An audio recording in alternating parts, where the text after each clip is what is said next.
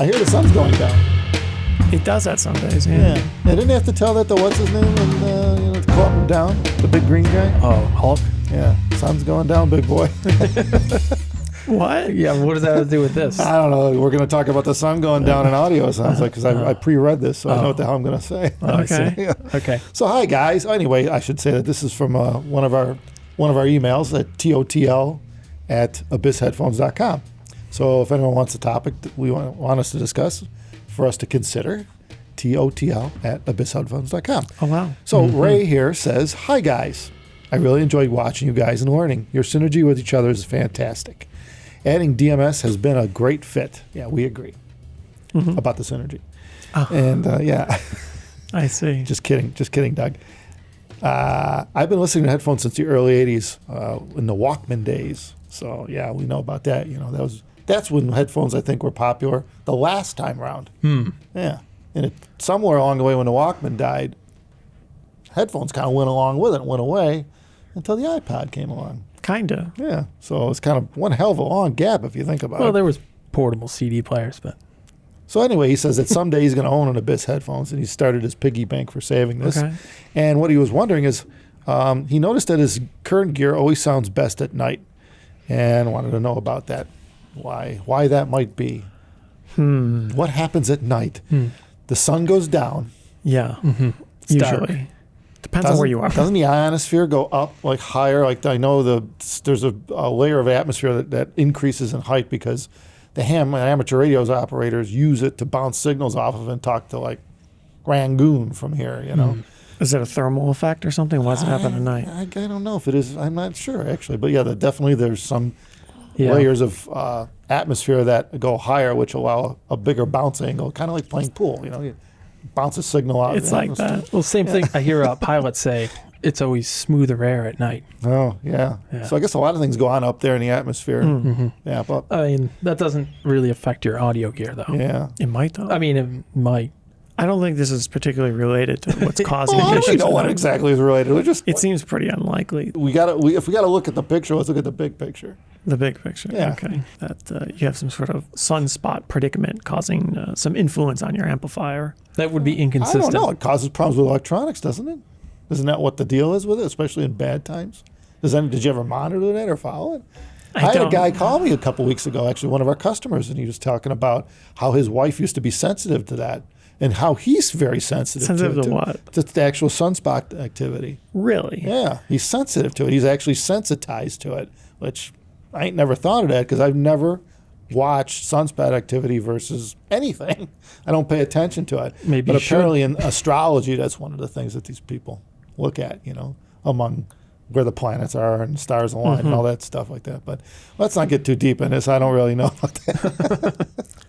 Anyway, you Okay. got any ideas about electrical or whatever's going on at night that makes this the system sound clear? I would say effectively 100% of these apparent sonic differences are classic psychoacoustics. No, really? Yeah. I don't know. You know, right? Well, I guess it depends how late at night you're talking. Yeah.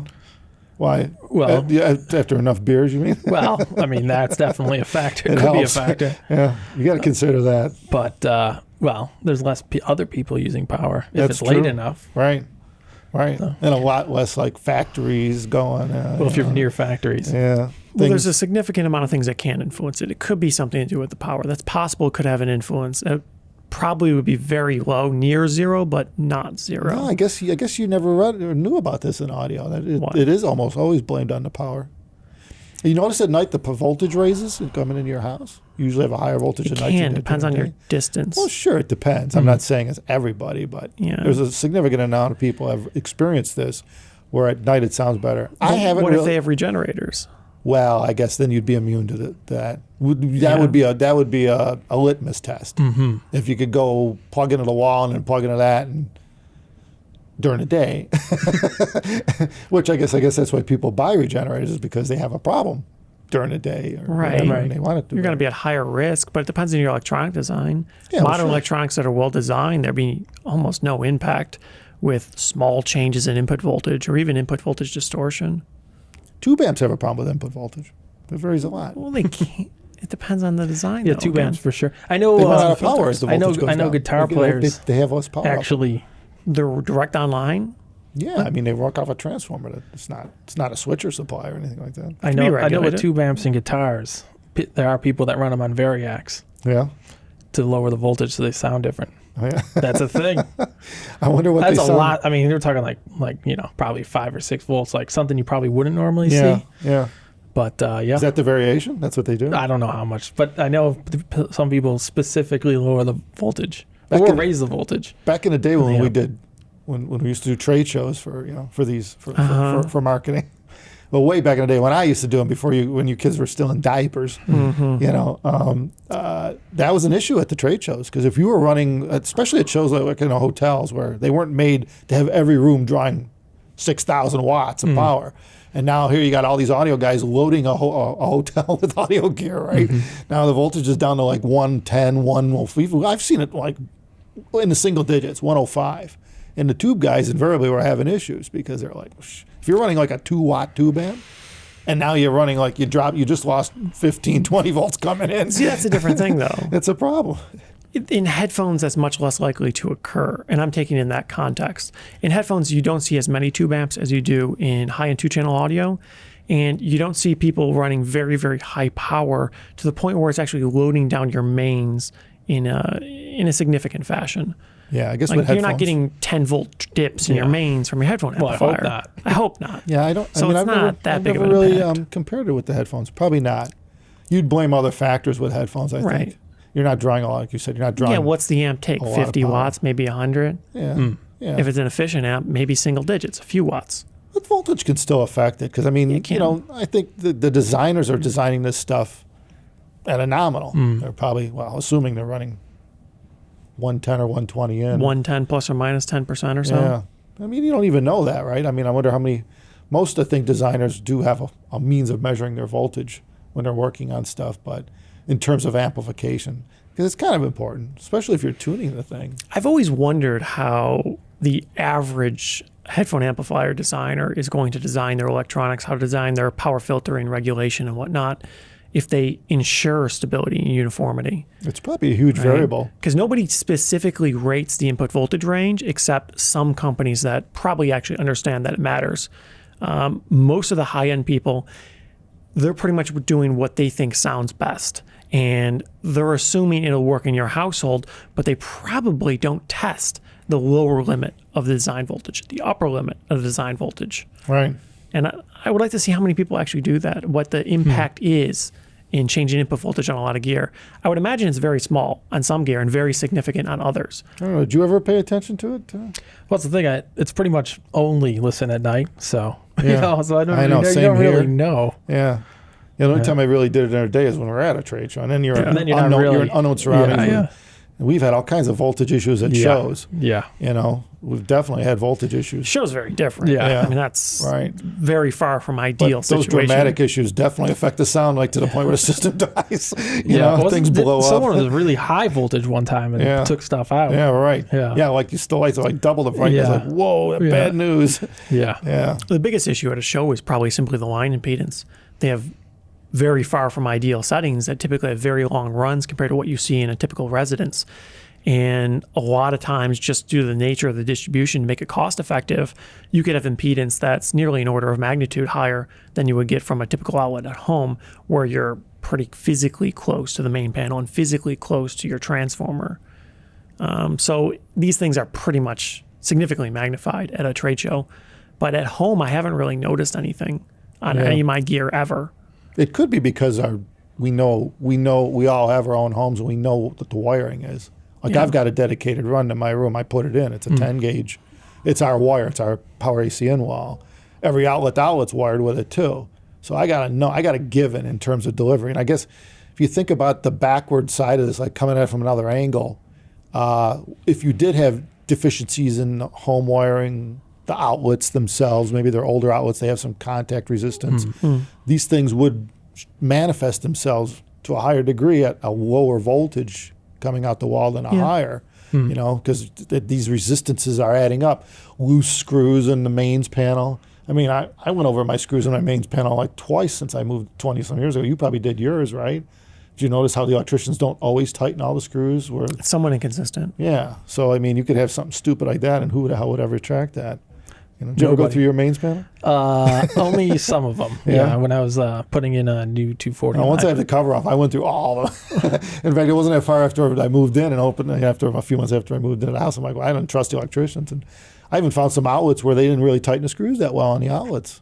You know, It's not that uncommon. they're like, you think these guys are strong? They got, they're doing this all day long. You think it would be like, you'd strip the damn thing. Oh, yeah. practically. Mine were No. all the outlets that I Yeah. replaced. They're Yeah. from like 1963. right. They were all really tight. Oh, They were nice outlets. yeah. See, good electrician. Yeah. Good yeah. outlets. Yeah, those are nice outlets. Yeah. Yeah. Yeah. So nowadays, Well, you got to get high grade Yeah. outlets. Yeah. You could get the really cheap not the ones. 60 centers. Yeah. At least Yeah, a they're buck not 20. great. I have pretty high incoming mains voltage, so Yeah. maybe I'm less Well, you just happen impacted. to be right by a transformer, so you're near, right? It's right in front of your house, right? Yeah. Yeah. So you have, that helps. And presumably close to the substation. And I have never had a real problem at home either. I run in around 120 volt range. Yeah. Mine's Um, like 120, when I've 120. checked 120 it- flat?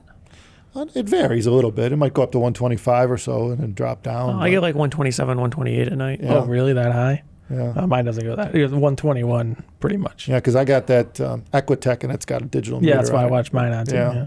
Yeah, but I turn it off because it annoys me, so I haven't looked at it in a while. But yeah, it's usually up there. Yeah, I Yeah. also turn But it I know, on. like I said, we've been in other areas of the country where it's not that's not the case.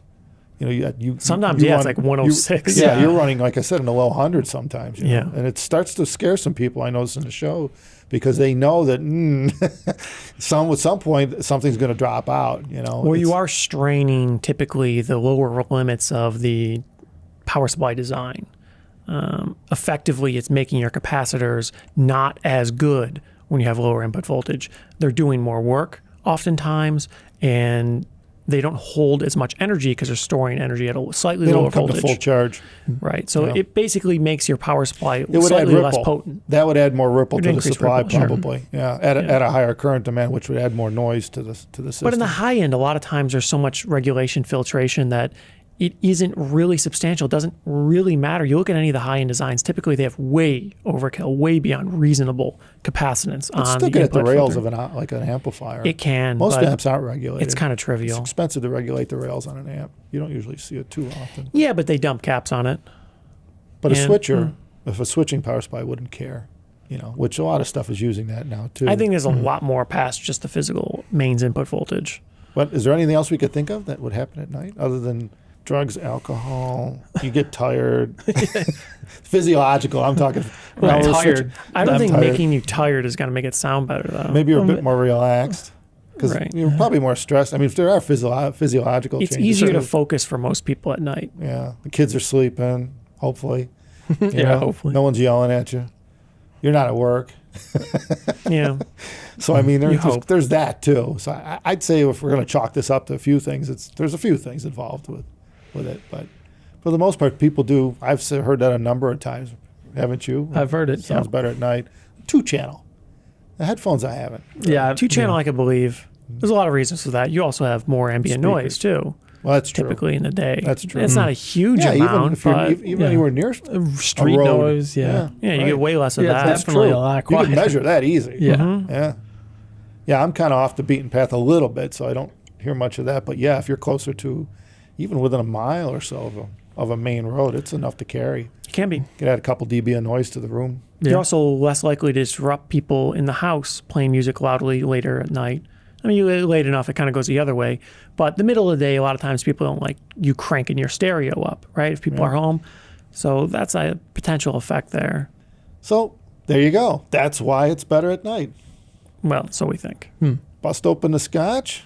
Maybe throw an ice cube in there. Yeah, that'll make it sound better. Oh, that definitely makes it sound better. That would definitely is a big. No would doubt. be a That's big part, proven. yeah. Everyone that does that knows it. The hell with the electricity. Lights go out. I guess I'm going home.